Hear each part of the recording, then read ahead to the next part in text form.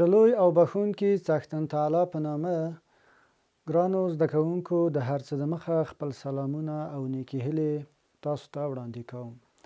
الله دې وکړه چې روغ او جوړ اوسئ، د صحت جامې مو په تن وي، همداسې د خپل قلمونه او کتابچې مو د ځان سره تیار کړي وي ترڅو د درس مهمه ټکي په خپل کتابچو کې یاداښت کړئ. هیله‌مند یم چې خپله تیر شوی درس مو هم د ځان سره تکرار کړی وي. مخکې د دې نه چې نوي درس باندې پیل وکړو، زه یو ځل په تیر درس باندې به کوتاه کتنه کوم. د موږ د تیرې ورځې درس د اووم ټولګي اړوند د مایکروسکوپ په هکله باندې و. موږ او تاسې د مایکروسکوپ ډولونه وپېژندل، همدارنګه د مایکروسکوپ اجزاوې مو هم وپېژندلې. د مایکروسکوپ ډولونه موږ وویل چې موږ کومو مایکروسکوپونو ته چې د بیولوژي په لابراتوار خونه کې ورته اړتیا ده، هغه ساده مایکروسکوپ دی، مرکب نوري مایکروسکوپ دی او د تسلیخ مایکروسکوپ دی. مایکروسکوپ هم تعریف کړ چې مایکروسکوپ هغه وسیله ده، کوم ژوندي اجسام چې په سترګو نه لیدل کېږي، موږ کولی شو د مایکروسکوپ وسیله باندې وګورو. او مایکروسکوپ د دوه کلمو څخه اخیستل شوی و: مایکرو کوچنی، اسکوپین لیدل، یعنی د کوچنیو اجسامو د لیدلو آله. د مایکروسکوپ اجزاوې وي: اکوله، د مایکروسکوپ تیوب، د ابجکتیف کاسه، ابجکتیف، استیجیامیز، همدارنګه د استیجګیرا، غټ تنظیمونکی پیچ، کوچنی تنظیمونکی پیچ، د مایکروسکوپ مټ چې په لاتین کې آرم ورته ویل کېږي، همداسې د مایکروسکوپ میرر یا آینه، د مایکروسکوپ بیس یا قاعده. ورانو زده کوونکو، د مایکروسکوپ درس څخه وروسته نن نوی درس پیلوو چې د درس بیا هم دوم ټولګي اړوند دی، د بیولوژي مضمون، دریم لوست. د لوست عنوان دی د حجرې ځانګړتیاوې. کله چې مو ګران زده کوونکو د حجره موږ د مایکروسکوپ د لاندې ګورو او حجره مطالعه کوو، نو حجره ځان ته ځانګړتیاوې لري، لکه څنګه چې نور موارد په طبیعت کې خاصې ځانګړتیاوې لري، حجره هم همداسې ځان ته ځانګړتیاوې لري. ځینې ژوندي موجودات شته چې د یوې واحدې حجرې څخه منځته راغلي دي، لکه امیب، باکتریا، فنجي او داسې نور. یو ځل بیا تکرار کوم دا خبره خپل: ځینې ژوندي موجودات په طبیعت کې شته، په چاپیریال کې شته، زمونږ خواوشا شته، چې د یوې واحدې حجرې څخه منځته راغلي دي، لکه امیب، باکتریا، فنجي او داسې نور. همدغه یوه حجره ده چې ژوندی موجود د دې څخه منځته راغلی دی، یوه واحده حجره ده او د خپل د ژوند ټول فعالیتونه سرته رسوي. امیب یو حجروي ژوندی دی چې په انسانانو کې د ناروغۍ سبب ګرځي او بالخصوص ویلی شو چې د اسهالاتو سبب ګرځي. کاذبې پښې لري، کله چې شرایط پرې سختیږي ځان ته کاذب پوښ هم غوره کوي ترڅو د ځان ساتنه وکړي. باکتریا دوه بوده لري درنو زده کوونکو، یعنی هم ضررونه لري، زیانونه رسوي په طبیعت کې، او هم ګټې رسوي. زیانونه د باکتریاو څه دي؟ مرضونه رامنځته کوي، حیواني مرضونه، نباتي مرضونه رامنځته کوي، او همدارنګه د باکتریا ګټې هم ډېرې ګټې لري په طبیعت کې، لکه دوا جوړولو کې، واکسین جوړولو کې، په صنعت کې له باکتریا څخه کار اخیستل کېږي، همدارنګه د الکولو په تولید کې. یوه ډېره معمول بیلګه درنو زده کوونکو، د موږ او تاسو په کورونو کې کله چې شودې په مستو باندې بدلیږي، دا د یو ډول باکتریاو فعالیت دی چې موږ ته شودې په مستو باندې بدلوي. درنو زده کوونکو، کله چې موږ وایو چې دا ژوندي اجسام د یوې حجرې څخه منځته راغلي دي، پس د دې ته په لاتین کې څه وایي؟ دې ته په لاتین کې وایي یوني سلولر. دې ته په لاتین کې وایي یوني سلولر. هغه ژوندي چې د یوې واحدې حجرې څخه منځته راغلي دي، درنو زده کوونکو لاتیني اصطلاح ته کارول شوې ده یوني سلولر، یعنی یو حجروي ژوندي موجودات. همدارنګه درنو زده کوونکو ځینې نور ژوندي اجسام شته چې د میلیونونو حجرو د یوځای کېدلو څخه منځته راغلي دي چې غټه بیلګې انسانان دي. همداسې عالي نباتات دي، همدارنګه حیوانات دي. درنو زده کوونکو، کله چې موږ وایو چې د میلیونونو حجرو څخه هم ژوندي موجودات منځته راغلي دي، هغه هم د خپل د ژوند ټولې چارې د حجرې په وسیله باندې یا د حجرې په مرسته باندې سرته رسوي. دا ډول ژوندي موجودات د څه په نوم باندې یادېږي؟ د مالټي سلولر په نوم باندې یادېږي. مالټي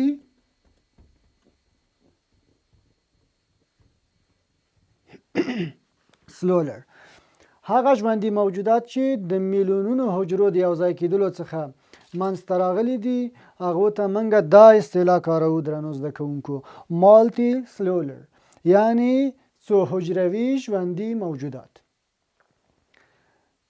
درنو زده کوونکو، حجرې د ژوند ټول فعالیتونه سرته رسوي، لکه تغذیه،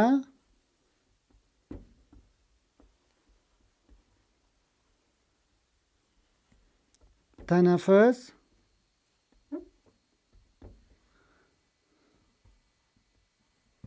اطراح،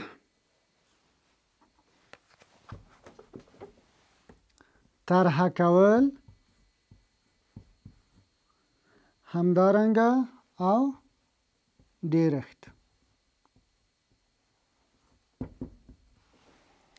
درنو زده کوونکو، یو ځل بیا دا خبره تکراروم، دغه حجرې که چیرته هغه یا دغه ژوندي اجسام که چیرته هغه یونی سلولر وي او یا هم مالټي سلولر وي، د ژوند ټولې چارې سرته رسوي، لکه تغذیه.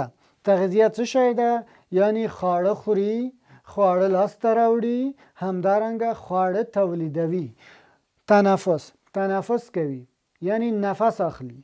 همدارنګه طرحه کول، اضافي توکي د بدن څخه بهر ته اطراح کوي یا طرحه کوي یا لرې کوي. او همداشان ډیرښت کوي، یعنی د خپل نسلونه ډیروي، تکثر کوي. د ژوندیو اجسامو حجرې د دندو د ترسره کولو او د هغو د موقعیت په اساس باندې یو د بل سره توپیر لري. درنو زده کوونکو، په دقت سره ځیر شئ چې په دې مطلب کې څه مفهوم دی.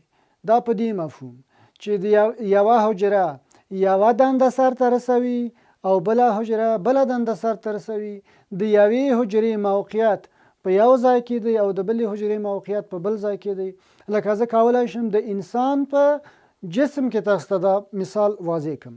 لکه د وینې حجره د وینې په دوران کې موقعیت لري او عصبي حجره چې دی د بدن په نورو موقعیتونو کې موقعیت لري، ځای لري. همدارنګه د وینې د حجرې دنده یو شی ده او د عصبي حجرې دنده بل شی ده. نو د دې په اساس باندې حجرې یو د بل سره توپیر لري. سربیره پر دې چې دا حجرات یو د بل سره توپیر لري، ولی بیا هم دا حجرات د څو مهمو اجزاو څخه جوړ شوي دي چې یو جزء دی حجروي دیوار، دویم جزء دی حجروي غشا، دریم جزء دی سایتوپلازم او څلورم جزء دی هسته. درنو زده کوونکو، پاتې دې نه وي چې حجروي دیوار یوازې په نباتي حجرو کې شتون لري، ولی علاوه د حجروي غشا څخه حجروي دیوال هم لري. په دې معنا نه چې کله چې موږ وایو چې حجروي دیوال لري یعنی حجروي غشا نه لري، نه، سربیره په حجروي غشا باندې نباتي حجرې حجروي دیوال هم لري.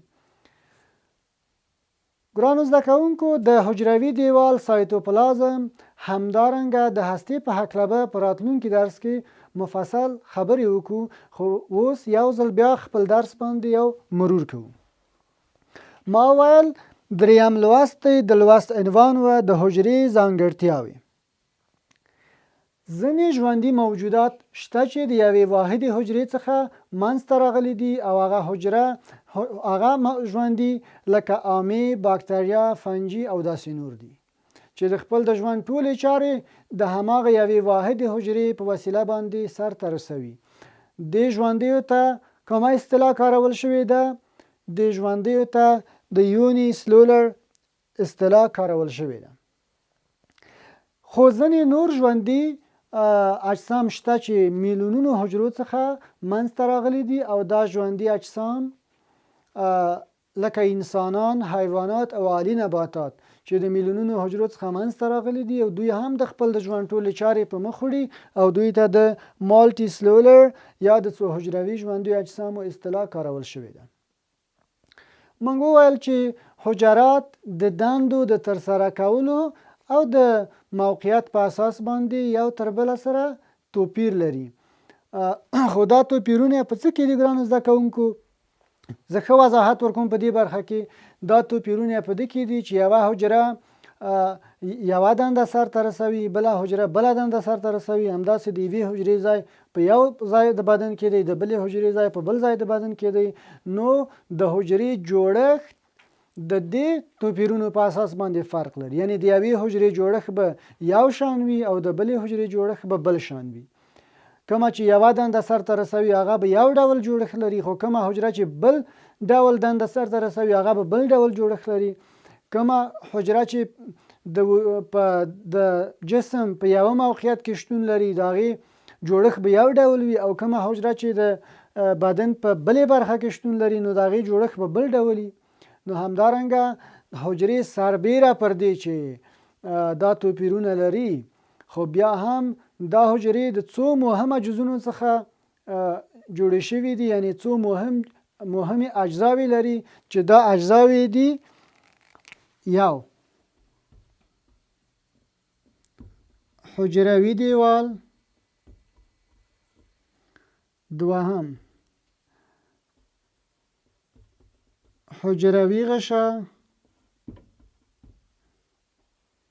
دریم سایتوپلازم،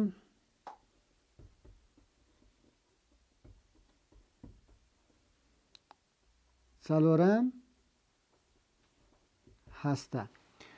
نو مخکې مې هم وویل درنو زده کوونکو چې حجرې سربیره پر دې چې د دندو او موقعیتونو له پلوه په خپل منځ کې یو تر بله توپیر لري، خو بیا هم د دې مهمو جزونو څخه جوړې شوي دي: حجروي دیوال، حجروي غشا، سایتوپلازم، هسته.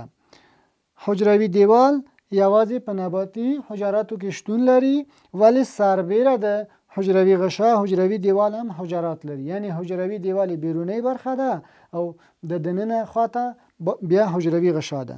همداسې سایتوپلازم دی او بالاخره هسته ده.